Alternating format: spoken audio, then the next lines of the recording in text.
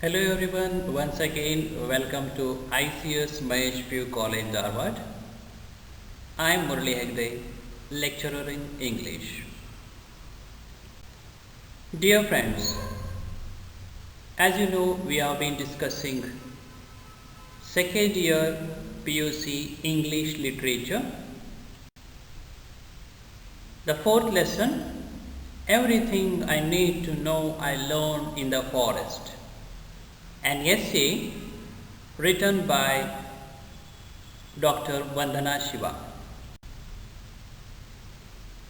Friends, in the previous videos, we have dealt with the childhood experiences of Vandana Shiva, her involvement in the Chipko movement, her views on monoculture, the importance of rights of nature. In this, we have discussed Cormac Cullinan's views. We have discussed how our abilities and our potentials are making earth as a dead matter. We have discussed Francis Bacon's views, whereas Caroline Merchant's views also. In this video, let us discuss her views on nature, as she points out clearly that nature is a teacher. Nature has all the power and potentials to teach us how to live happily on this planet Earth. And later, the poetry of forest. In this point, she mentions Rabindranath Tagore, India's national poet and a Nobel Prize laureate. So let us discuss what nature teaches. She writes in this essay, today, at a time of multiple crises intensified by globalization, we need to move away from the paradigm of nature as a dead matter. Paradigm means example. She tells the multiple crises intensified, increased by the globalization. Now this whole world has become one now. We can collect information, we can reach any person in any corner of the world within fraction of seconds. This is due to globalization. But we are giving this nature as an example for a dead matter by using it without the sense of science and moral values. So that we need to move to an ecological paradigm, and for this the best teacher is nature herself. We have to create a good example that ecology is a living teacher for us. For that reason, she is telling nature is teacher herself. She mentions here the Earth University. This Earth University is nothing but, as we had discussed earlier, the Navadanya form which is established in the year 1994 in the Doon Valley of Uttarakhand province. Later, this training center has developed as a university. The Earth University teaches Earth democracy. So, as we people are living in the democracy, what is democracy? Helping people. People only should have the right to rule. So all the powers are equally distributed system.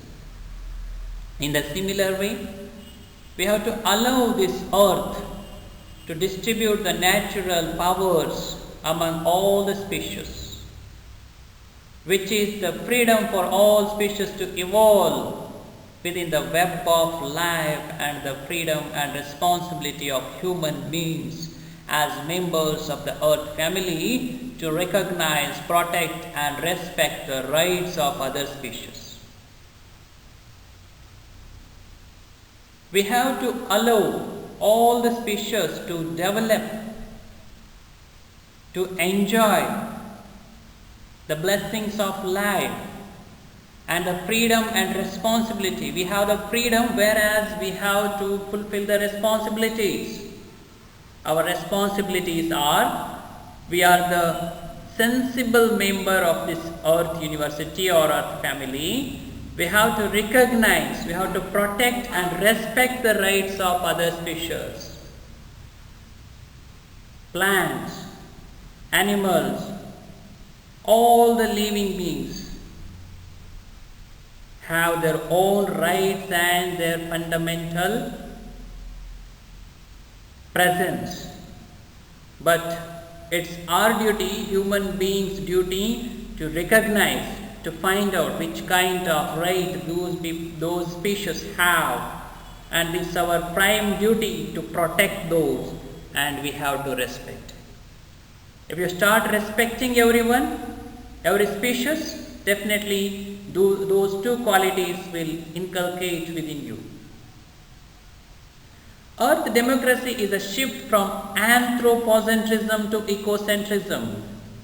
This beautiful word, anthropocentrism, which means we human beings think that everything should come to us. We are human beings. We are capable. We have the power. We have the abilities. So all the facilities should come towards us only. In this word, we have the tone of negligence towards other species and this world. And this concept should turn into ecocentrism. Ecocentrism means in the ecology, all the species have their rights. We should start thinking that we are responsible, we are human beings, so it's our right as well as our duty as well as our responsibility to give equal importance to other species. By that we can settle a system which is ecocentrism. And since we all depend on the earth, earth democracy translates into human rights to food and water, to freedom from hunger and thirst.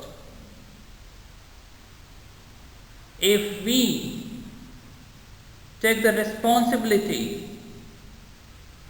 and if we help this nature to establish its natural system of democracy, definitely which translates we all to get enough food, enough water, and we will be free from hunger and thirst. Because of our accumulation, only one part, one category that can be named as rich people only getting enough food and poor are dying with hunger and thirst. It has to be stopped according to Vandana Shiva. She further says, because the Earth University is located at Navadanya, a biodiversity farm, participants learn to work with living seeds, living soil, and the web of life. The method of training in the Navadanya form, which is said as Earth University, the Earth University had a name as Bija University in the initial, later which has renamed as Earth University. There, participants who are interested to join can learn how to live with living soil and web of life, which means with a natural system of farming. Participants include farmers, school children, and people from across the world.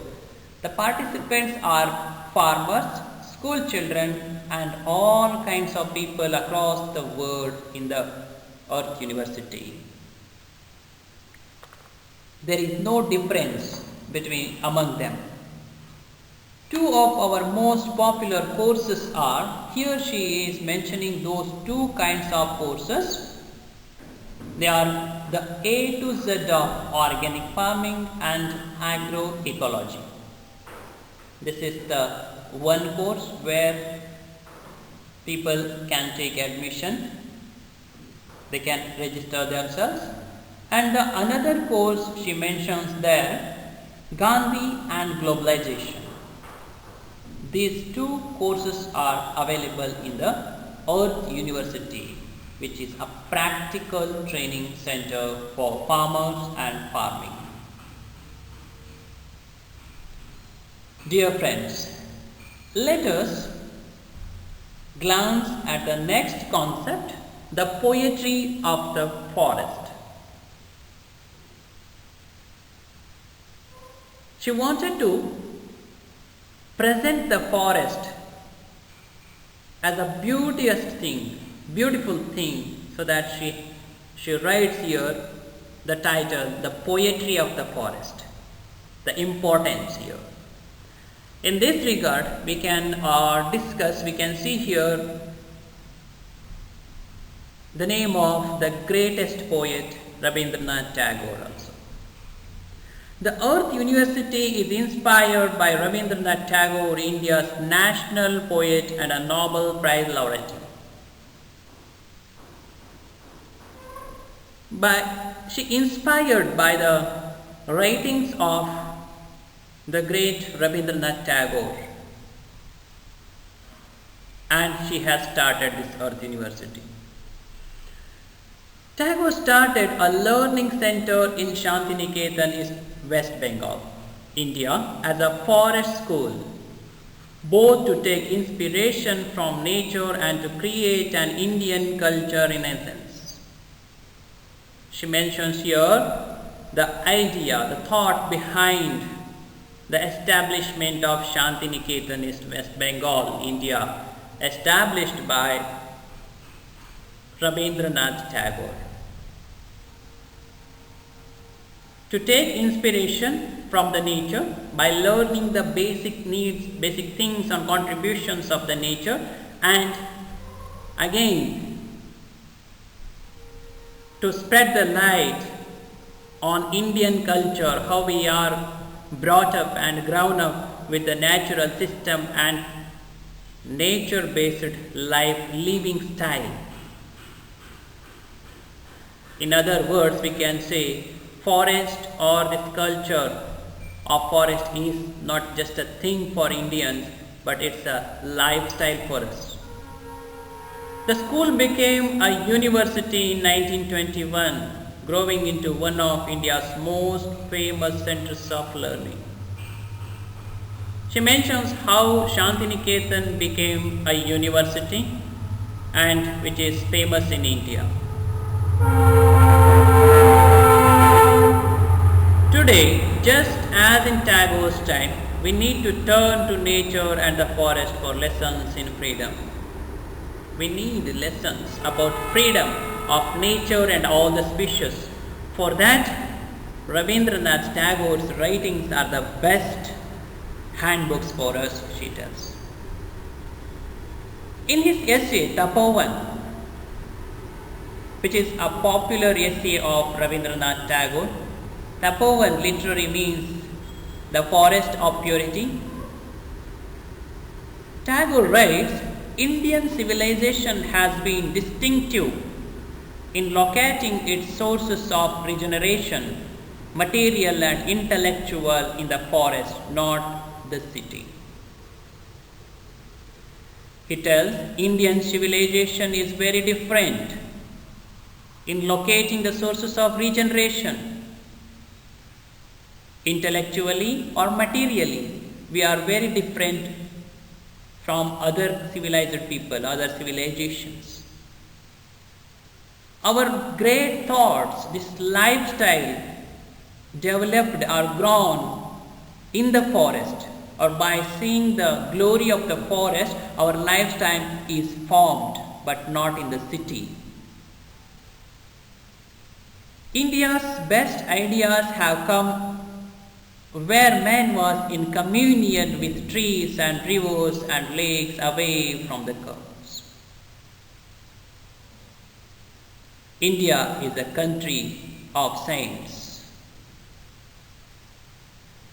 The greatest thoughts, the culture, the values of India came when man was in communion, when he was in touch very closely with trees, rivers, lakes, and away from human relationships. The peace of the forest has helped the intellectual evolution of man. The peace, the enoughness, the richness of the forest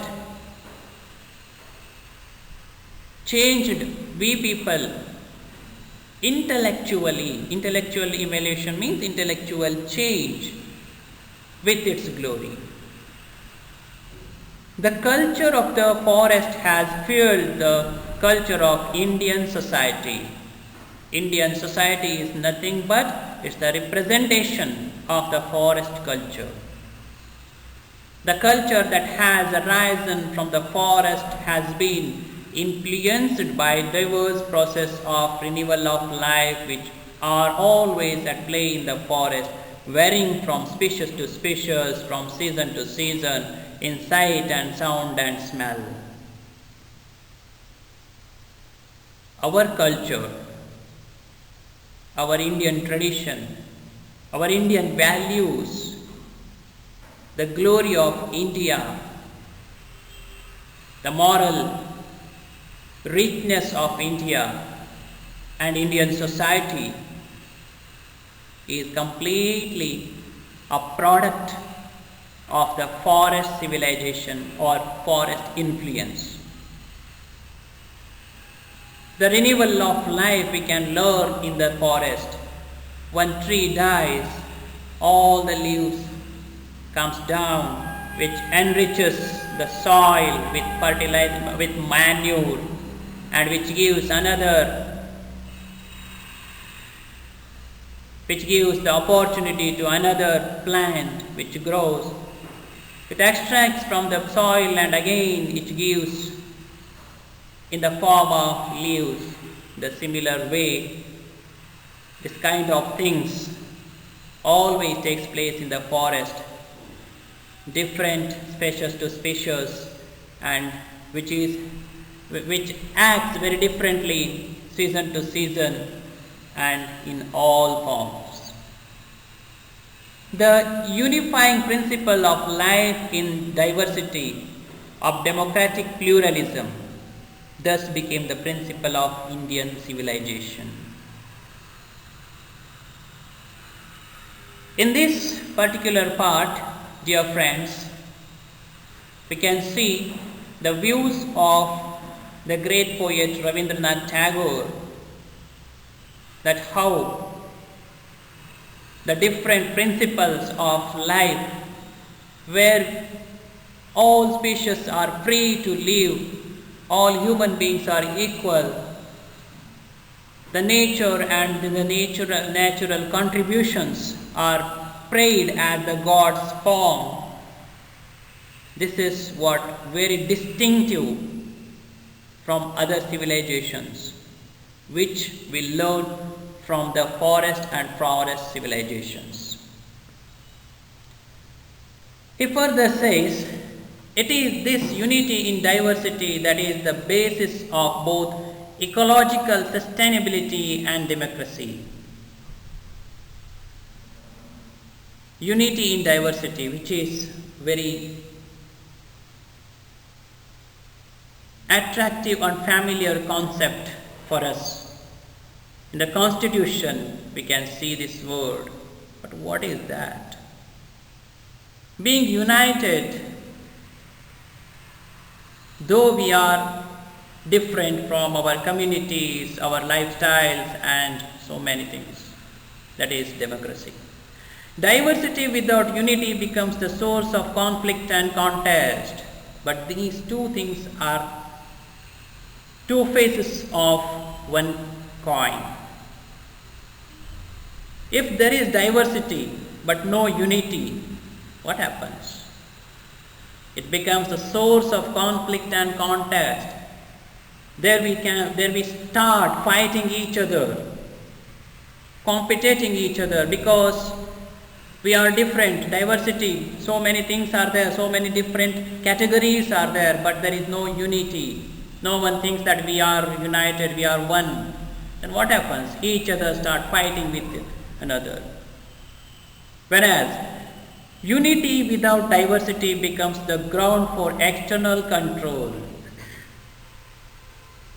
In the similar way, if you have only unity of only one category people or species, then what happens?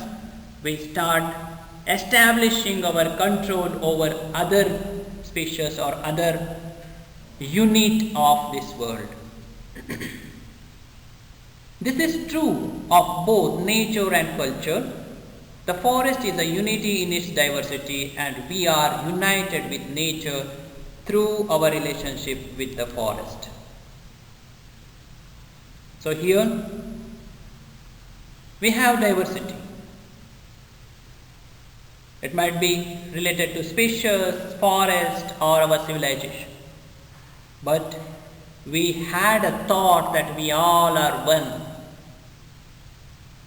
We all were telling that we are human beings, our country, our world, our planet. In Tagore's writings, the forest was not just a source of knowledge and freedom. It was the source of beauty and joy, of art and aesthetics, of harmony and perfection. So especially Rabindranath Tagore hit the nook and nance of the sublime to tell that it's not just a source of knowledge or freedom, but it's source of beauty. Beauty means not the visible thing or joy. Beauty means the beauty of the forest means the way it functions, the way it offers ample opportunities and availabilities to various species to spend their life very joyful and comfortable one. And it is full of art and aesthetic with beauty, of harmony and perfection. There is harmony in all the species in the forest.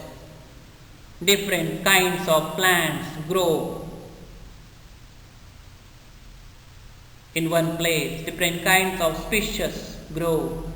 Different kinds of animals, different kinds of birds, insects, millions of insects without anybody's interference or disturbances, they can live in that kind of forest, which is a symbol of perfectness or perfection.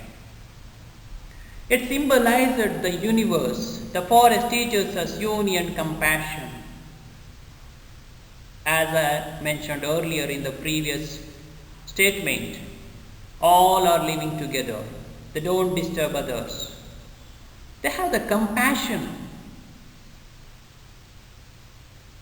If one species or one kind of a species is in the dangerous position, then other will provide them the shelter. For example, if a monkey is unable to move, the plant or the tree is the shelter for it. At the same time, many plants or trees are the center of the nest of birds. The forest also teaches us enoughness as a principle of equity, how to enjoy the gifts of nature without exploitation and accumulation. We human beings have to learn this enoughness. If I am a common human being, I want power, I want money. If I get money, I want to influence on the society. I need a power. If I get a power, I'll be looking towards the superpower which can rule everything. In the simple words, if I want to become a leader, I want to win in the election. If I won the elections, I want to become a minister. If I want to become a minister, I want to become very important minister in the cabinet. Then my next goal will be the prime minister. There is no limitation for our dream. There is no enoughness for us, so that we are losing the present happiness in this way. Forest teaches how to enjoy the gifts of nature without exploitation and accumulation. We don't have the mindset of enjoying things as it comes. We have to learn that. We have to learn to enjoy the things which are not under our control, but we are not doing that. To enjoy, I have to build a mansion palace by cutting trees. I can't leave. Or the society or the system or the mindset will not allow me to live in a smaller house or hut. We think that enjoyment is something hidden in accumulation. Tagore quotes from the ancient text written in the forest. Know all that moves in this moving world as enveloped by God, and find enjoyment through renunciation, not through greed or possession. No species in the forest appropriates the share of another species. Every species sustains itself in cooperation with others. What a beautiful statement it is. Know all that moves in this moving world as enveloped by the God. Just think, all the things which are coming today and going away from you is already decided and packed to present you by God. Then you will be having satisfaction. And find enjoyment through renunciation. Try to enjoy the things by rejecting, not by greed. Okay, you should have a mindset that it's enough for me, then you will be having the enjoyment. Enjoyment is hidden in the enoughness, not in the greed of possession.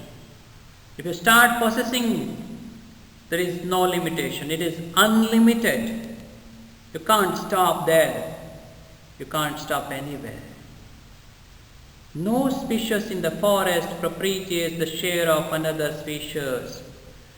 It is the beautiful lesson we have to learn. We people snatches things from other species, from the forest, from the nature, from the environment, for our sake, for our luxurious life, but not a single tree snatches other trees' share, not an animal also, or any species involved.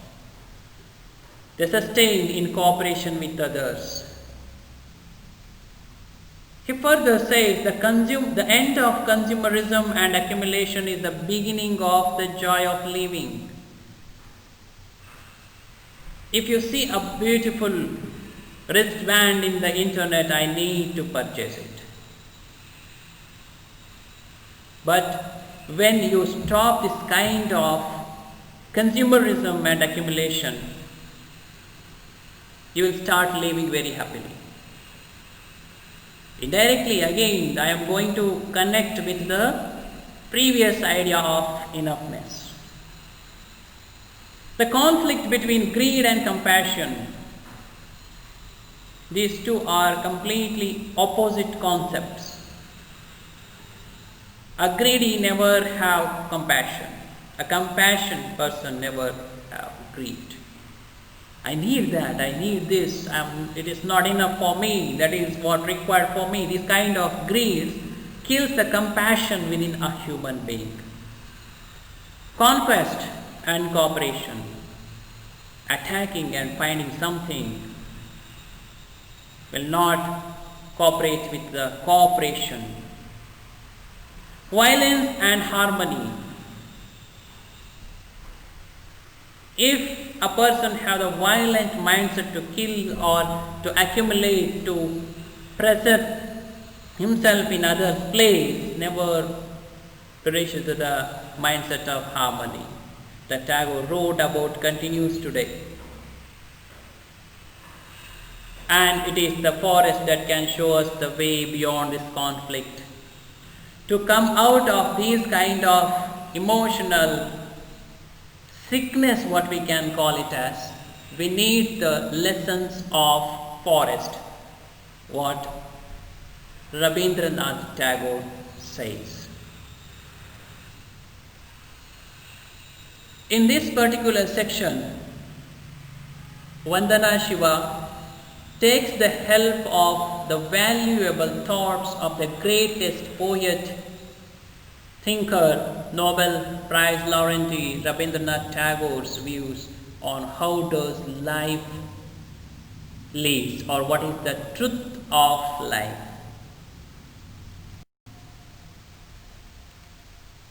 So dear friends, this is the fourth part of your fourth lesson. Everything I need to know I learned in the forest, written by Vandana Shiva. This is an essay where we have discussed